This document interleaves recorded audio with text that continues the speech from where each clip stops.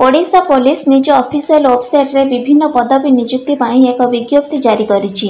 वर्तमान नियुक्ति ड्राइव अधीन रे ओडिशा पुलिस डीपीओ कैडर रे जूनियर क्लर्क एवं राज्य विभिन्न ओएसएपी एसआईआर आईआरएसएस बाटालियन कनेस्टेबल नियुक्ति करने को जाउछि।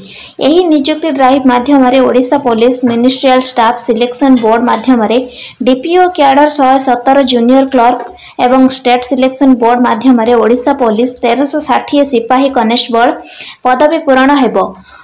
उभय चाकरी पाई सविशेष विज्ञप्ति 23 सेप्टेम्बर सकाळ 10 रु ओडिशा पुलिस वेबसाइट www.odishapolice.gov.in रे उपलब्ध हेबो।